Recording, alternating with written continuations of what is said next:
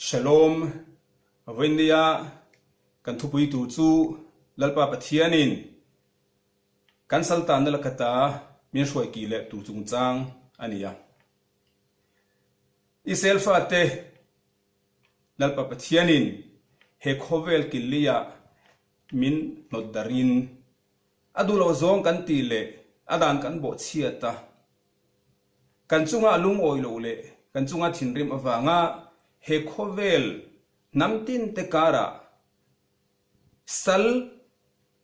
mana kan oma shom le hasat na kara he khovel kilia no dar kan di na lakata la pa pathianin mintan de tu thu kan tura kan huwa chutiam bokin zol nei ate zol nei tamanga min shoi khom le tu thu atiam te po kan huwa la pa pathianin min thai khil ngai lowa isel fa te englai mai pu in athin lung lakata min pai bo ngai lowa min sherenga la pa pathianin min shoi khom le don ti kha kan he na atiam ania kan Bible in zia klema zong kan chiranga chungwa chuanin shilfia kan tumdonia masabara chuanin Deuteronomy bungsom thumna chang ni na tanga chang ruka khanin lalpa pathianin isel fa ten hena a shoi khom le tu thu atiam kan huwa hetiang hian in zia ka lalpa in pathian lam in hoile a tuna thu ka pek cheu ang hian nang ni le infana infa te nen in thin lung zong le in rilu zonga o ka in zom huna chuan lalpa in pathianin in salni na atibawanga akhonga yang chewa lalpa in pathianin namtin jing a ati darna chewata a shoi khom le ang cheu in zinga mi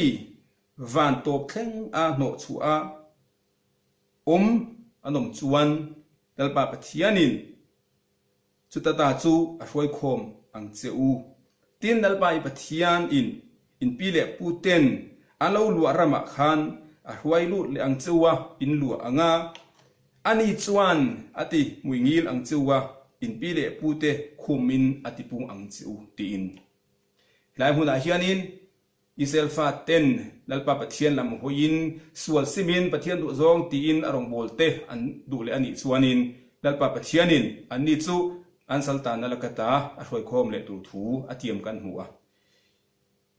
van top kheng no chua van top kha enge zia kan ti chuanin khovel hun hlale kil khor soinania khoim huna po engtiak anga hlale hun kil khora po sengin lalpa pathianin thei hi lowin anni chu a hroi khom le don ti kha lai nguna zia kan hu khania chutiam bokin zol nei ate kan huwa isaya bungsom le pakhatna chang som pahnia na hete hin zia kan huwa isel no chua ho te chu ka hroi khom ang ti in Jeremia bungsom parukna chang som le pangana an pa te hne na kapek an ma ni ram nge ya chuan ka hroi ki le don si a ti in Jeremia bungsom ni le pukwana chang som palina nam zong zinga ka ti dar na chu u mun ata ka hroi khom le ang cheu ti hilal pa thu chuak ani ti in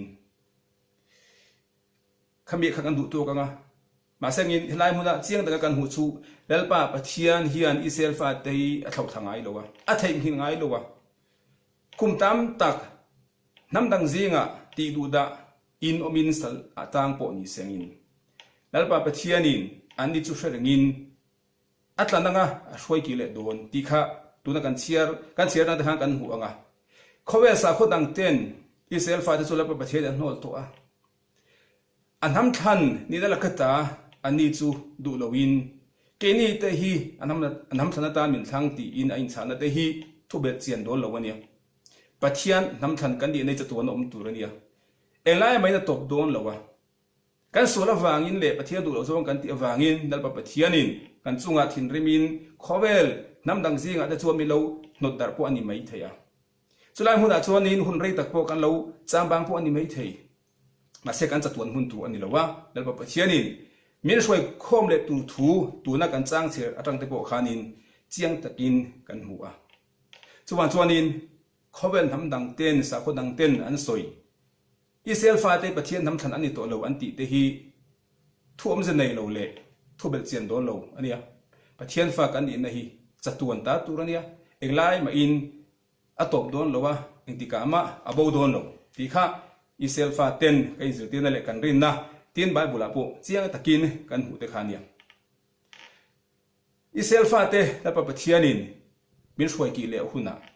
eng mangin nge min shoi ki don eng tiang nge shoi ki le kan niang Israel nam som le pani te he khovel no dara om te le he khovel bo te kan zawain tu ma mai om loin pathian min shoi ki don ti kha tu na kan chang seran ha kan huwa eng tiang in nge niang ti kha Deuteronomy bung som thumna chang thumna khan kan huwa al pa pathianin ama nge ina min shoi khom le tu thu tu ma midang mang loin palai te le man roa dang mang loin ama nge ina min shoi khom le tu thu kan huwa lalpai pathian in nam tin jing ata ati dar na chu ata a shoi khom le ang chu aman ama nge in ram chiang lim kan hoki le huna tu ge min shoi kir don eng mangin nge kan hong le ang kan ti chuan pathian mangin pathian in min tlananga min shoi ki le don ti kha he kan chang chiat khan kan huwa ram chianim hole na ye kong eng kima la pa pathianin kan ma a du thanna adang thoin hoki le na konga po pathianin kan ma kong ni ada thaya pakha chu na kan chirang khanin ama mangin ama shuai ho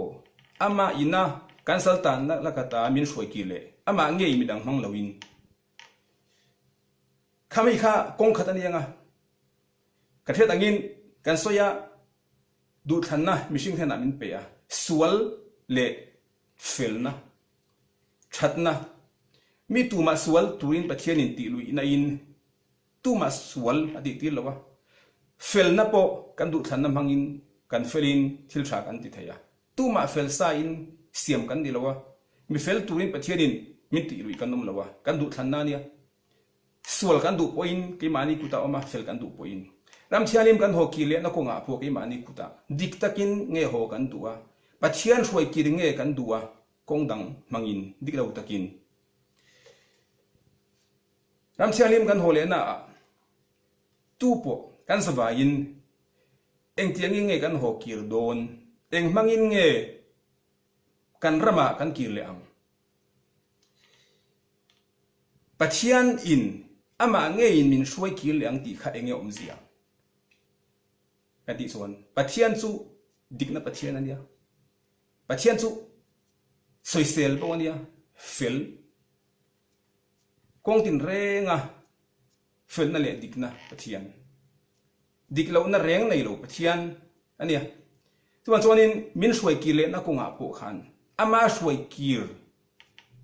kan ni ru chuan diktak le fel taka kan hong voinia mithen khatin ram thiang lim hokir kan tumber kan nga fak le kan beisei ania kan thil tumber chu ram thiang lim khania aseng kan sia tu chu ram thiang lim hi kan matara ani lawa kan tumber ani lawa ram thiang lim hi man ruwa chawania ram thiang lim thlen hi maram kaina ni lo ram thiang lim pathian du song ti na le arong bon na turam man ruwa pakhat so ram thiang lim kan honin nge ta nge kan hong eng mai nge kan shuai kir kan ile ang kan ti chu pathian in adu zong ti ya arong kan bon nan ram po na pathian du zong ti te arong bol te har sa sia ram thiang lim adu zong kan ti a arong kan bol thei nan ram thiang lim hi man ruwa ni chu enge kan tumram kan di chuan chatuan ram ania chumia ka in thang kai thine tu chuan chu ram kan thlen thine chu chuanin ram thiang lim khara bi ania ram thiang lim kha aman ruwa pakhat ani chu chuanin ram thiang lim lu tu le ram thiang lim in thang kai tu khan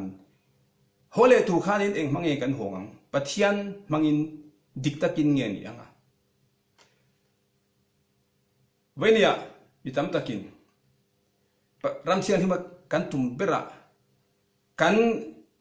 aim bera kan da ma sengin kan riat sola nia ram thiang lim chen ha mitzvah ani lom pathian du zong ti na lom ma seng ram thiang lim kan hole na tura khanin fel hel takin kan hon chuan mi du sak na awangin amo tling lo chung mi in min han kai na emo sum le pa ya mi kan tham na mangin ani emo mi du sak kan ho awangin amo ram thiang lim kan hong li chuan amo mi kan bum na le lim kan chan na mangin ram thiang lim kan hong ani chuanin thil dik lo hul hol ani thaya midang don lung oi le fak der na awang te ram thiang lim kan hong le ani chuan khatyang ril rupu khan ram thiang lim hon le kan tumani chuanin thil dik lo hul hol pathian in ke ma nge in ka hruai ki rang ati te a khanin khamit khan tel ve lawang pathian hruai kirte ni lowin khovel mi te ram thiang lim an than huna mitzvah le na ngem ti po kha zo na lian ta kai don tan chu chuan voin nia ram thiang lim thleng to te hoki le to te le chu tiang pakin lo ho le tu ten mani le mani kai ngai tu anga ya tu ma midang soi chan nei lowin midang pu chiat tu nei lowin mani le mani kai ngai tu mani le mani kai en fianga ya ram thiang lim ka hon na ko nga hian diktak in thil ka ti em thiang lim takin ram thiang lim hi ka thlengin thlen ka tumem fel takin ke ma ina ka phu wang le ke ma ina ka fel wang te le lal pa pathian du zong ka ti a thane mai ta ka arong ka bol wanga ram thiang im ho le hi nge ka ni a he bai tongin protect sia dia indu sakna mangin ram thiang lim ka hong le kan to mi thiam ten en mitzvah hava be avirantia pathian rong bol na hi thil sual mangin ati thailo antia thil dik lo mangin pathian du zong ati thailo pathian rong abol thailo entirnan mi in arba minim sukot laya kan vai mani ta lo midang ta la in midang ta ru seng chumi mang chuan in tong tai seng in kha mitzvah ka len tum seng in mitzvah ni thailo akhil ti khan om zi anei lo chuba ka chuanin in thoina mi in ran bonga ni emo berama ni emo ru sengin Jerusalem temple lo kengin pathian hena lan sengin pathian du zong ti ani em pathian rong bol ani em kan to mi thiam ten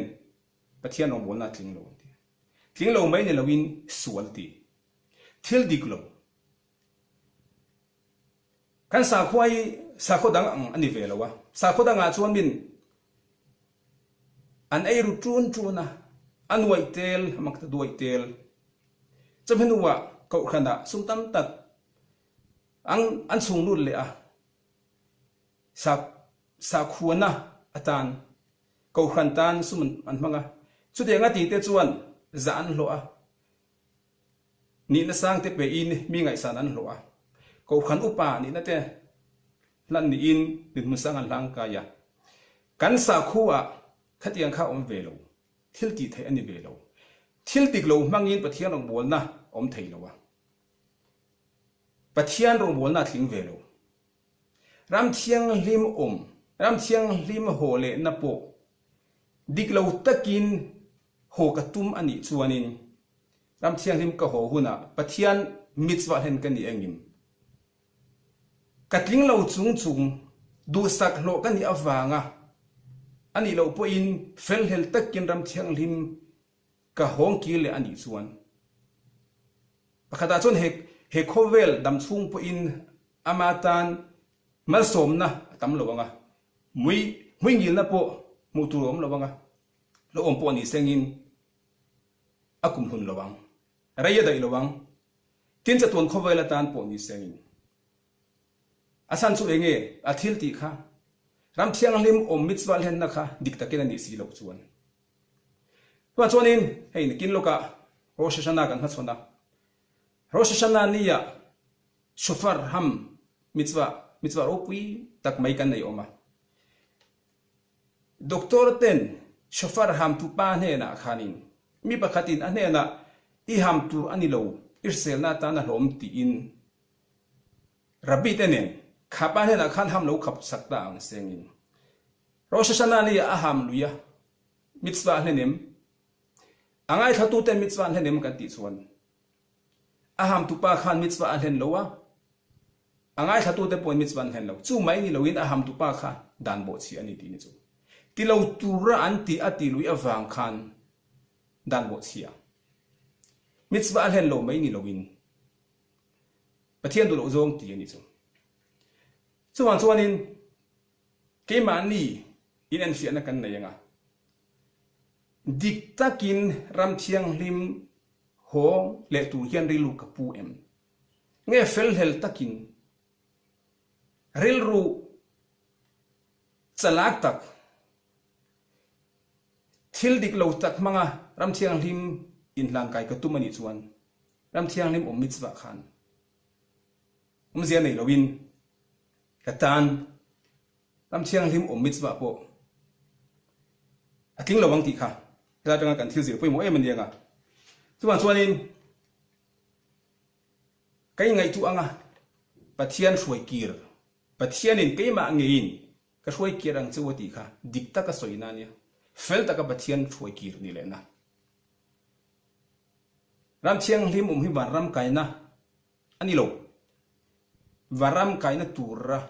adu zong ti na le arong bol na tura Rabbi khat chawani chu pathian du zong ti na le pathian mitzwa hlen na chu diklo takin ka ti ni chuanin pathian rong bol na thling lo kan ti kha wa chuanin apa pathianin ami te khobel hun sang he khobel kilia min ho darna lakata an hena kai nam net le a lam kan hoi le ani chuanin in hruai ki le turin min thiama ma se chom ya chuanin dik tak le fel taka hong kha kan than turania fel hel tak le dik lo tak le pathian du lo zong le huat zong manga ram thiang lim hoki la kan tum lo banga kan thil ti kha felin kan thil ti kha dik chuanin pathian bal som na po kan chunga lo thlenga pathianin kan thil tia muingin na min pe anga kong eng kima lo tin na po kan huang ti kha hela dang kan thil jing ni sengin kan tu soite na ba pathianin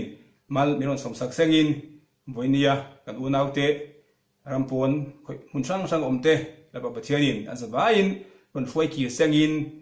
dik takle thiang him takin ran thiang him ron thlengin he ram thiang lima adu zong ti in rong bolila la ba pathianin kan tan na fam kim lo tir sengin Jerusalem temple pathupna miron saksakin adu zong ti in kan zawain arong kan bol le hi la ba pathian u zong lo ni ro se zawain shalom vek ule